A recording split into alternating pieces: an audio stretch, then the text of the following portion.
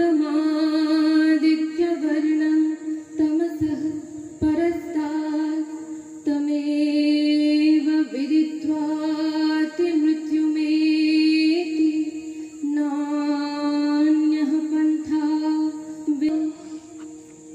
আমি সেই তিমিরাতীত জ্যোতির্ময় মহান পুরুষকে জানিয়াছি, আর অন্য পথ নাই।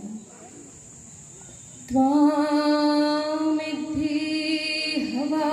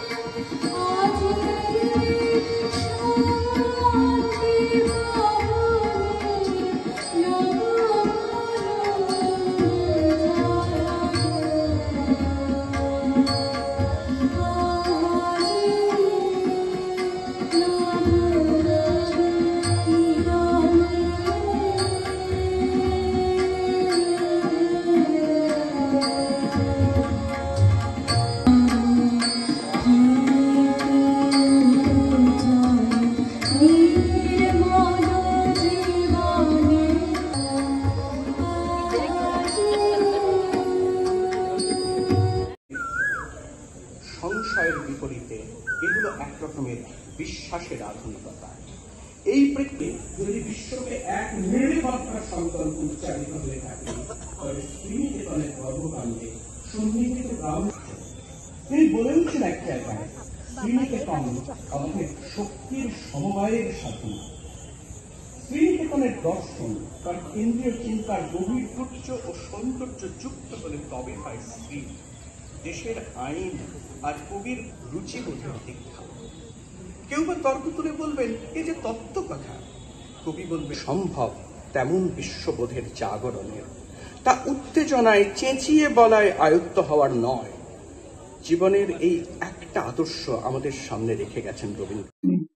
আবার মনের উপলব্ধিকে যখন হৃদয়ে অনুভব করি, তখন তাকেই নামান্তরে বলি সুন্দর। আর এই অনুভব উপলব্ধির ফলে মনের যে সমিত ভাব হয়ে ওঠেন নটরাজ। প্রলয় কখনো কখনো নবসৃষ্টিরই আবশ্যিক শক্ত। অহংকার প্রতিশ্রুতিতে উজ্জ্বল বলেই তোলার সেই ধ্বংস আসলে সৃজনেরই পূর্ব শর্ত হয়ে ওঠে। কবির জন্মদিন ভাবনার সঙ্গে এইভাবেই বোধহয় লগ্ন হয়ে থাকে। সমষ্টি হিসাবে আমাদের জারি রাখতে হয় মরণের বিপরীতে এই অমৃতের সাধনা। সেই সাধনার মধ্যে হল যুক্ত পরতে সবার সঙ্গে, মুক্ত পরতে বন্ধ।